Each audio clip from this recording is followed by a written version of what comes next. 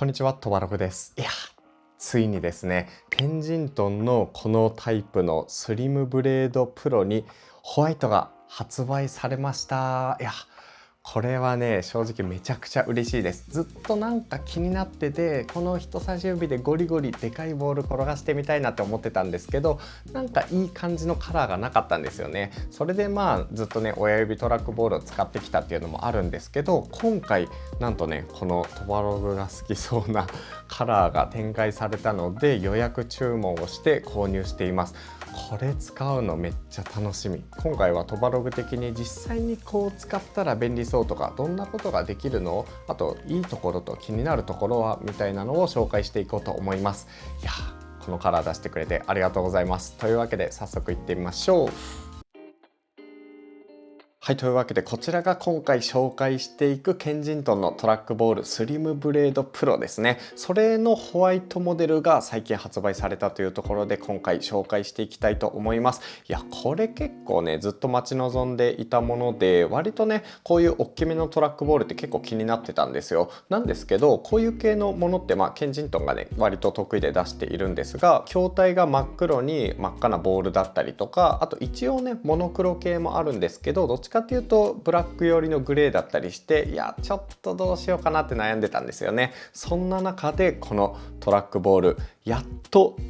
このタイプで白いものが出たので、今回はめちゃくちゃ楽しみにしていました。トバログずっとね、この親指タイプのトラックボール愛用してきていて、これがね最高だとは思ってるんですけど、もしかしたら人差し指タイプの方がすごい使いやすいかもしれないというわけで、早速開封していきます。せーの、ほっと。この風合い結構かっこいいです。特にね、この真っ白な質感、これ柔らかい感じの無塗装のね、カラカラっとしたプラスチックなんですけど、この風合いはかなり好きですね。でボールが真ん中にあって、これでねこうやって転がしながらボーリングの球を吹く時あるじゃないですか。ボーリングの球を吹く時、こうコロコロ転がすような感覚でカーソル操作ができるというところで、これ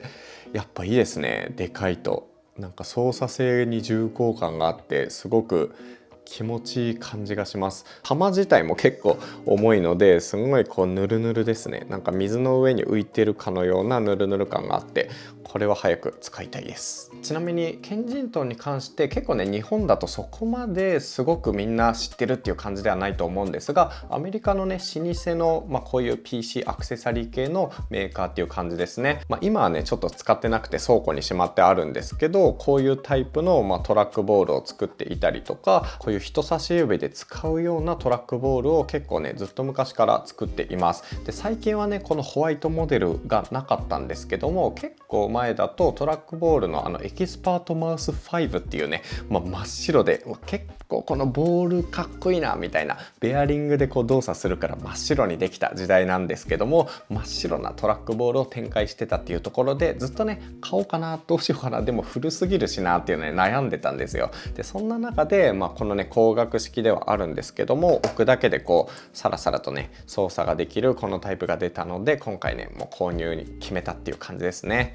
でボール自体めちゃくちゃでかい、このサイズですからね。これすごくないですか？ゴルフボールとかよりも大きくて、ビリヤードの球ぐらいの感じなんですかね。普段僕が使っているやつが 36mm のこのエリコムのやつで、これでもねちょっと大きめなタイプでは一応あるんですけど、これと比べてもこの球のサイズの違いっていうところですね。これはいいわ。しかもこの球の色ですよね。この球の色がケンジントン素晴らしいんですよ。ちょっと前にもねペリックスから球が出たんですけど、どっちかっていうとこのパールホワイトよりのちょっとね暖色めな感じだったりするんですが、ケンジントンのやつは本当にねシルバーな感じだったりして、白い筐体には結構ねこのカラーが合うっていうところで、これはすごくいい感じな気がする。このリング部分はこれすんごいギラギラしてるんですが、これはね本当にメタリックな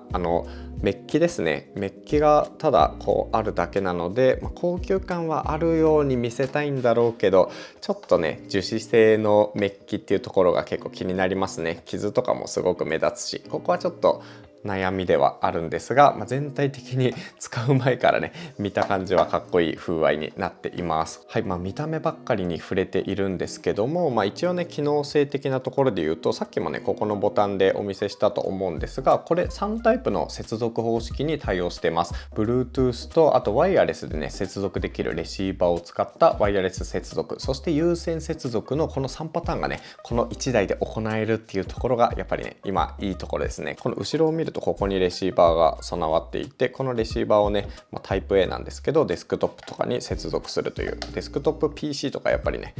このワイヤレス接続の方が安定するんで、これはありがたいですね。でここがねペアリングボタンと、あとDPI のね変更モードになっています。4タイプから選べるみたいで、今どのモードかっていうのが直感的に分かりづらいんですけど、ここで LED で4回光ってくれたりしていて、主に速度調整がここでできる感じになっています。でもちろんね MacBook と Windows に対応していて、この中自体はね電池式ではなくてバッテリーが内蔵しています。バッテリーで最大4ヶ月間の駆動ができるみたいですね。でこれクリック感に関してはかなりね大きめなカチカチっとするタイプですね。カチカチ感でいうとケンジントンはエレコムのイストはロジクール M575S は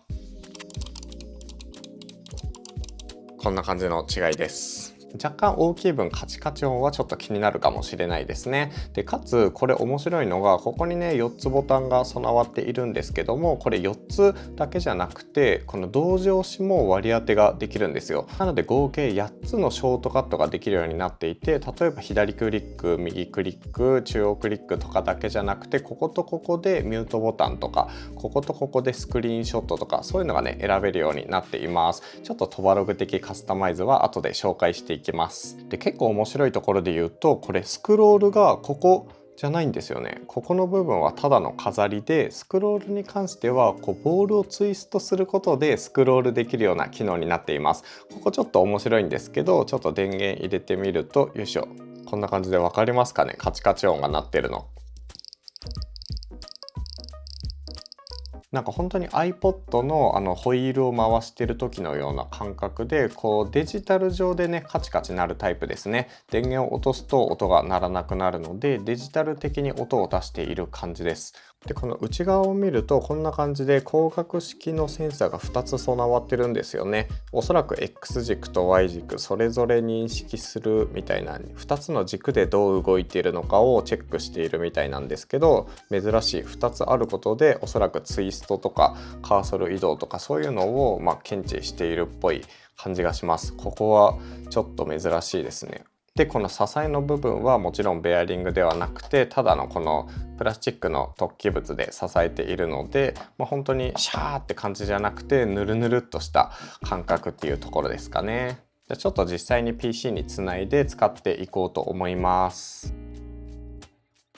はい、というわけで今もう電源を入れて PC と接続して使ってみています。で今こんな風にぬるぬると操作するとカーソルがねしっかりとこう移動してくれる感じですね。指はもう人差し指だけじゃなくて、どの指を使ってもこうグリグリとカーソル操作できるのがいい感じです。今動画編集の画面なんですけど、これとかだと中央クリックしながら移動していく形になるので、今ねここに中央クリックを割り当てて、こんな感じで移動ができるようにしているって感じですね。でカーソルとスクロールの操作性の違いなんですけど、カーソルはね普通にこんな感じで上の部分をこうぬるぬると動かすと水晶玉を動かしているような感じなんですけど、スクロールはこのリングに沿ってこう回していくと自動的になんか認識を変えてくれるという感じですね。ここが結構すごいなと思います。でこうやって記事を読んでる時とかも、こんな感じでこう細かくねスクロールしていく必要があって、割と縦のスクロールでしっかりとやるよりはところどころこう取りこぼしが微妙にあったりとかはあるかなって感じですね。この辺は慣れが必要だと思うんですけど、スクロールをすごい頻繁に使うとかってなると若干厳しいかもしれないです。で一応ケンジントンの場合だとケンジントンワークスっていう専用のソフトウェアがあって Mac と Windows に対応しているんですけども、こんな感じでねいくつかこういう風にキーショートカットとかポインター速度とか、あとスクロールのスピードとかですね、そういうのが選べるようにななっています。結構細かく選べるんですけど、僕はね今こんな感じのラインナップですね。とりあえずどういうのを選べるかっていうと、キーボードのショートカットとか、この中央ダブルクリックとか細かいところまで選べるんですが、基本的なマウスの操作とビデオ会議で使うようなやつ、あとAI 系は使わないかな、今のところ。チャット GPT 若干使うかなぐらいで、あとスニペットとかナビゲーション、カスタム速度、これなんか細かいところを選ぶときにすごいゆっくりした操作にするとか、そういうのが選べます。でメディアの操作、ウェブブラウザ、編集とか、結構ねありとあらゆるこういうショートカットが割り当てられるようになっていますね。でいわゆるこういう左クリックとか右クリック、中央クリックとかはもちろんなんですけど、こういうデスクトップ表示するとか、あと録画開始するための Alt+F9 とかね、音声ミュートとか、そういうこのねダブルクリックをした時にどうするかっていうのもね割り当てることができるので、そういうところでこういう普段使わないマウス以外のキーを割り当ててもいいんじゃないかなと思います。僕の場合だと左クリックはここを割り当てているんですけど、もともと右クリックはここなんですよね。なんですけど動画編集とか結構クリエイティブ系のソフトを使う時って中央クリックめちゃくちゃ使うので、もともとここにあった中央クリックをこっちに移動しています。ここだとねこうやって例えば操作する時に一回押し替えなきゃいけない、持ち替えなきゃいけないのがちょっと面倒くさかったんですよね。なので、右クリックそこまで使わないから、こことここの同時押しで右クリックを割り当てるようにしています。でちなみにこういうトラックボールだと持ち方が人によって結構違うみたいで、僕はこうやって持つんですけど、人によってはこういう風にね持つ人もいるらしくて、そういう柔軟な使い方ができるのはいいところだと思います。ソフトウェアに関してはね結構いくつかこういう自分の使っているソフトウェアを選ぶことができるので、動画編集ツールの時だけちょっと違うなんかショートカット割り当てて編集、こういうやつみたいにね編集しやすくするとか、そういうこともねできるみたいですね。とりあえず僕は一旦この感じで運用しています。実際にどういう風になるかっていうと、こんな風にカーソル操作が重厚感ある感じでぬるぬる使えるのはすごく楽ですね。でちょっとやっぱ難点としては中央クリックどうするか問題はあります。ここでもいいのかな。ちょっと動画編集とかだと逆にね大きいトラックボールだと操作は難しいですね。ちょっとまだ慣れてないところもあるんですが、今1週間ぐらい使ってみてまだちょっとこのスクロールとかが違和感ある感じがします。こんな感じで今割り当ててるっていうところですかね。はい、というわけでこのケンジントンのスリムブレードのホワイト使い始めて、10日間ぐらいね結構がっつり使ってみたので、ちょっと感想を紹介していこうと思います。まずはねやっぱり冒頭でも話しているんですけど、このぬるぬるとしたカーソルの大きくね移動する感じがめちゃくちゃ気持ちいいですね。これは結構唯一無二というか、なんかいろいろ親指トラックボールは使ってきたんですけど、この操作性のぬるぬる感みたいな意味で言うとやっぱりこの重厚感がある感じがしてすごく心地いいです。で特にすごいいいのが細かいところはね細かく動かせばちゃんと合ってくれるし、で早く動かしたい時はシャーってやればある程度のね感性がついて操作ができるので、この辺の使い分けみたいなのはやっぱり親指トラックボールよりも細かいところ操作しやすいのかなと思います。でここはまずすごくいいですね。そして見た目のデザイン的にも、こういうちょっと際物系のやつが、デスク上にあるとギョッとする人もいるとは思うんですけど、カラーが比較的ね統一できる感じがあるので、こういうものたちと横に並べてね使っていてもそこまで違和感はないのかなっていう感じがします。で特にこれ左右対称でここもねマットなホワイトなので質感がすごくいいんですよね。なんかこのデスク上に置いてても割とマッチするというか、筐体自体は結構いいなっていう感じがします。ただここのねリング部分がメッキ感すごいあるので、割とここなんか指紋がつきやすかったりとか、ちょっとした傷ですごいね傷が目立ったりするので、ここはちょっと気になるポイントですかね。とはいえこれがねあることでここに沿わせてスクロールをしたりできるから、そういう意味では、ここのパーツは必要なのかなと思うんですが、個人的にはサラサラとしたここのツートンのこのカラー結構可愛いと思うので、ここに同じカラーをあしらってほしかったなっていう感じはしますね。とはいえデザイン的にはすごくこういうデスク上にもマッチするんじゃないかなと思います。で操作性ですごくいいなと思うのが、今はここに置いて使ってるんですけど、人によってはねこういう風にトラックパッド代わりにこうね置きながら左右で移動しながら使うっていうのもできると思うんですよね。テキストワークとかだとカーソル移動とクリックだけで良かったりするので、テキストワークとかしてる時に動かしながらクリックもここで右クリック左クリック的な感じで割り当てられると、結構なスピードで軽い力で仕事ができるんじゃないかなと思います。この辺はすごく利便性高そうですね。で親指トラックボールの場合だとこれ完全に右手用っていう専用のね右手専用デバイスではあるんですけど、これに関しては左手デバイスとしても割と機能するんじゃないかなと思います。僕はあんまり左側に置いては使ってないんですけど、これを使いながらこっちとこっちでねなんかクリエイティブ作業をするみたいな、そういう用途もできそうな感じがありますよね。完全にこことかはクリックじゃなくて、なんかクリエイティブツールのショートカットを割り当てて左手デバイスとしてこういう機材とかとね合わせて使うとかもありなのかなって感じです。この辺の柔軟性は左利きの人も右利きの人もなんか本当に自分に使いやすいように使えると思うので、そういう点ではね結構いいアイテムですね。でそういう持ち方で言うと、僕結構手汗をかくんですけど、こういうタイプだと割とずっと握ってるからこの辺がね熱くなってくるというか、手汗かきやすかったんですよね。こう持ってるとねちょっと汗ばんでくる感じはあったんですが、このトラックボールだとそれがほとんどないというか、基本どこにもねここが面してないことになるので、そういう意味ではこの汗をかきやすい人にとってもすごく使い勝手はいいんじゃないかなと思います。この辺はね親指トラックボールにはないメリットって感じですかね。ただちょっと気になるのがやっぱスクロールですね。スクロールに関してはこういう物理的に 100% 効いてくれるようなスクロールではなくて、こういう形なので時々取りこぼしがあったりとか、そういうところがねちょっと気になります。結構スクロールってクリエイティブツールだと使うんですけど、例えばコマンドを押しながらオルトを押しながらシフトを押しながらとかでいろいろと柔軟に使っていくわけなんですが、そこで若干取りこぼされてしまうと本当に意図した感じにならなくなるので、ここは別のトラックボールみたいに回転式のタイプだったら嬉しかったなっていう気持ちはありますね、正直なところ。であとクリエイティブツールとかでいうと結構中央クリックを押しながら物体をね角度を変えて動かしたりとか、あと動画編集とかでも本当にタイムラインのスクロールを中央クリックを押しながら移動したりするので、そういうのを本当に爆速に細かくやろうとするとちょっとね大きすぎて、そこの辺は若干難しいところはある気がします。動画編集においてはこんな感じで押しながらねすごいスピードで動かしながらそれぞれを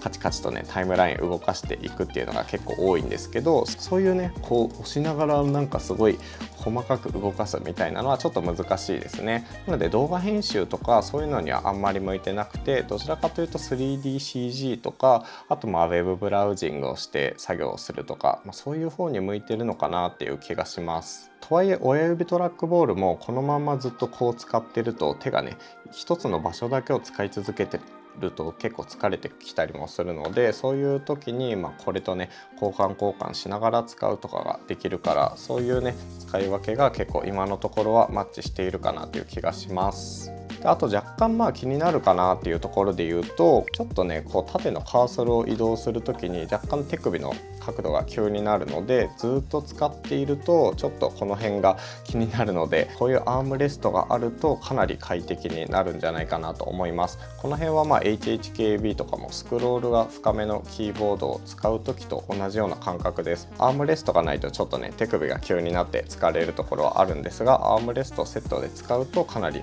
この辺は快適になるかなっていう感じですかね。もう少し机のギリギリのラインに置いてね手首のこの辺ぐらいに机があれば角度をデスクの下に落として使えるんですけど、僕の場合だとど真ん中に置いて使うのでリストレストは必須っていう感じです。はい、という感じで、大体ね10日間ぐらい使ってみた感想なんですけど、今のところはそういう感じです。僕の使い方だとメインがね動画編集なので、割とこういう親指トラックボールの方が使い勝手いい感じはするんですけど、とはいえもう何時間もずっとこれでやってると疲れてくるところはあるので、そういうシーンでこのスリムブレードとかを使い分けながら使うと結構幸せになれるのかなっていう感じがします。この辺はねいくら人間工学に基づいて作られたと言ってもずっと同じ体勢でね仕事をし続けると体に良くないのは、オフィスチェアとかも一緒だと思うので、そういう風にねいくつかのデバイスを使い分けるのがいいんじゃないかなって感じです。ぜひこのアイテム気になった人は概要欄からチェックしてみてください。それとトバログではこの動画の他にも結構ねキーボードとかマウスとかそういうのが好きでいろいろ紹介しているので、ぜひチェックしていってください。気に入っていただけたらチャンネル登録もお願いします。それでは次の動画でお会いしましょう。トバログでした。